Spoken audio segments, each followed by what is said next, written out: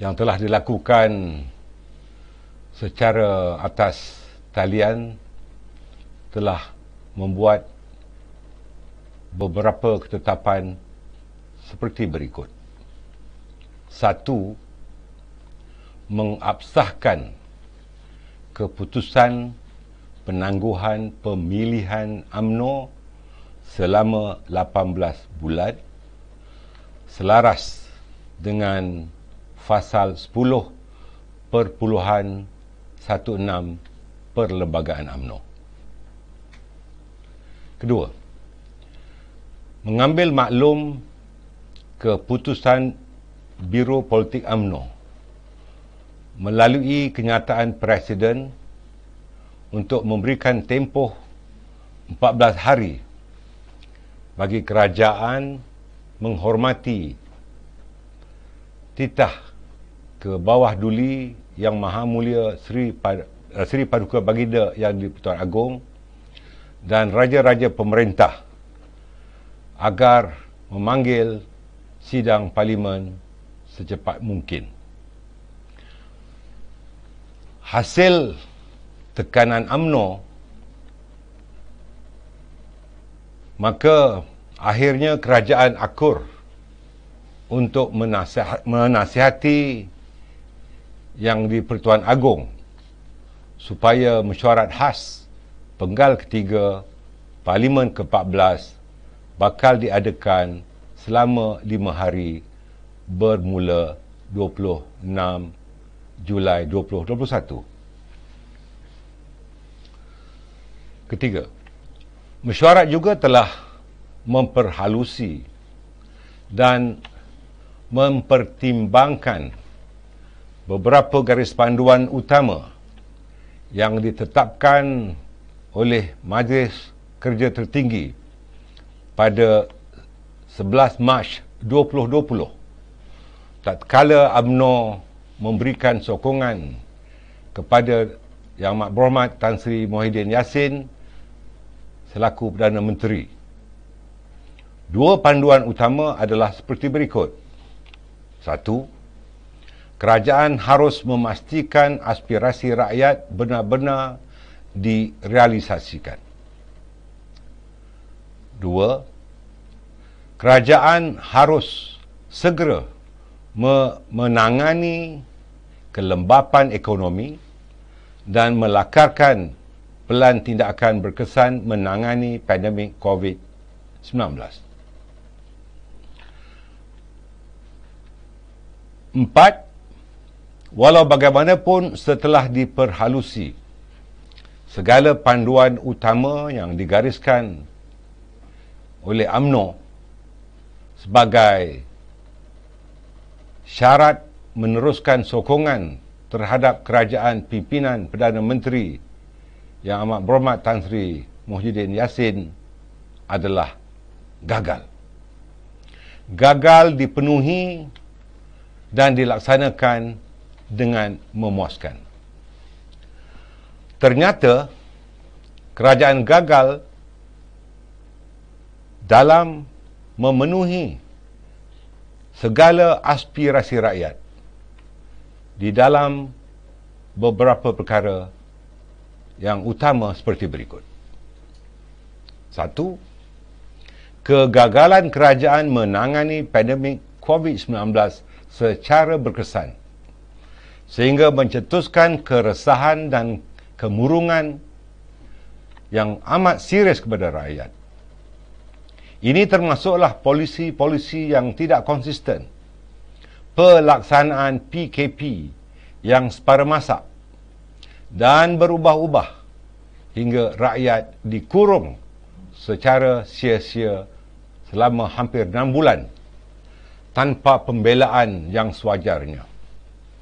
Contohnya, total lockdown yang separa masa ini hanya menggandakan jumlah kematian dari 2,800 kepada lebih 5,768 korban hanya dalam tempoh 38 hari setelah Perdana Menteri mengumumkan total lockdown. Kegagalan kerajaan amat nyata dengan menyalahgunakan darurat yang hanya dianggap adalah untuk muslihat politik, hingga telah menyebabkan kemudaratan kepada rakyat dan tentunya kemudaratan juga kepada ekonomi negara, sekaligus menafikan suara UMNO yang sejak dari awal membantah keras proklamasi tersebut. Malah ordinans darurat yang kononnya boleh digunakan untuk membantu rakyat ternyata lebih banyak membebankan dengan pelbagai compound bersifat double standard dan melampau yang dikenakan ke atas rakyat, di dalam keadaan mereka sudah sedia terbeban dengan isu-isu survival atau kelangsungan hidup, dan ini amat dikesali. Kegagalan kerajaan untuk mempertahankan sistem demokrasi berparlimen hingga memandulkan segala amalan demokrasi bagi semak dan imbang, check and balance, yang menjamin hak dan suara rakyat agar terbela, terutamanya dalam memantau segala inisiatif kerajaan dalam menangani pandemik, termasuk aspek perbelanjaan, perolehan dan segala usaha vaksinasi. Kegagalan kerajaan menguruskan bantuan dan tuntutan rakyat secara berkesan untuk semua peringkat dan kategori. Tentunya ini termasuklah tuntutan moratorium 2.0 tanpa charge atau faedah terakru, dasar moratorium yang tidak dipanjangkan kepada agensi-agensi kerajaan yang lain seperti lembaga pembiayaan sektor awam, skim iCitra yang tidak mesra rakyat, bantuan tunai seperti BPR, BPN dan juga BKC yang lambat dan amat terhad hingga ramai tercicir dan terpaksa melalui karenah birokrasi yang membebankan. Kegagalan kerajaan juga di mana seharusnya dapat memberikan keyakinan dan kepercayaan kepada rakyat dalam menguruskan kebajikan mereka, hingga berlakunya peningkatan yang amat serius dalam permasalahan sosial seperti berlakunya kes-kes bunuh diri. Saya ingin menyatakan bahawa kes bunuh diri daripada bulan Mac 2020 hingga bulan Mei 2021 berjumlah 1,099 kes. Manakala kita juga lihat bahawa berlaku gerakan pengebaran bendera putih. Ini adalah merupakan contoh-contoh sebagai manifestasi kekecewaan dan protes rakyat terhadap kegagalan kerajaan untuk menyantuni keperluan rakyat yang amat susah, tertekan dan terdesak ketika ini. Di samping itu, kegagalan kerajaan di dalam menguruskan kestabilan politik dan ekonomi hingga telah mengujurkan ketidakyakinan pelabur,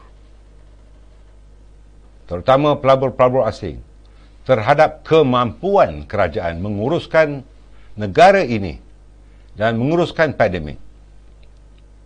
Indeks pengendalian COVID yang dikeluarkan oleh Bloomberg meletakkan negara kita di tempat ketiga paling bawah antara 53 negara ekonomi utama. Begitu juga kegagalan kerajaan yang jelas memperkotak-katikkan titah Seri Paduka Baginda yang di-Pertuan Agong dan raja-raja pemerintah, hingga terpaksa berulang kali mengeluarkan kenyataan media dan titah menghadap supaya Parlimen dibenarkan bersidang dan membahaskan ordinans darurat dan pelan pemulihan negara. Selaku parti yang menjadi benteng utama membela institusi Raja-Raja Melayu, sebagaimana yang termaktub dalam Fasal 3 Perlembagaan UMNO. Sesungguhnya, UMNO tidak boleh berkompromi dengan sikap kerajaan ini terhadap institusi raja-raja. Berpandukan 7 perkara di atas yang telah saya nyatakan, bahawa kerajaan pimpinan Perdana Menteri Yang Amat Berhormat Tan Sri Muhyiddin Yassin telah gagal. Gagal dalam memenuhi segala garis panduan yang telah dikemukakan oleh Majlis Kerja Tertinggi pada 11 Mac 2020, iaitu 11 hari selepas beliau mengangkat sumpah. Dan 7 perkara itu adalah sebagai prasyarat atau syarat-syarat untuk UMNO meneruskan sokongan. Bagi memenuhi mandat sebulat suara para perwakilan di Perhimpunan Agung UMNO 2020 dan berpandukan kepada 7 kegagalan kerajaan memenuhi aspirasi rakyat yang digariskan tadi, maka tempoh memberikan sokongan kepada Tan Sri Muhyiddin Yassin selaku Perdana Menteri ditarik balik dan ditamatkan serta-merta. Justru UMNO mendesak agar Tan Sri Muhyiddin dapat berundur secara terhormat bagi membolehkan seorang Perdana Menteri baharu dilantik untuk satu tempoh yang terhad. Tempoh Perdana Menteri yang baru akan hanya memfokuskan usaha membantu kebajikan rakyat sepanjang pandemik, menangani COVID-19 dengan pendekatan inklusif dan memastikan proses vaksinasi dan imunisasi dapat disegerakan. Setelah berjaya mencapai tahap imunisasi berkelompok, Perdana Menteri baru mesti segera menasihati Yang di-Pertuan Agong bagi menyerahkan kembali mandat kepada rakyat untuk diadakan pilihan raya umum yang ke-15. Ini penting bagi membolehkan sebuah kerajaan yang benar-benar stabil dan memperolehi mandat majoriti rakyat diwujudkan sebagaimana yang terhasrat dalam titah Yang di-Pertuan Agong sebagaimana yang dinyatakan. Mesyuarat MKT pada malam ini juga mempertegaskan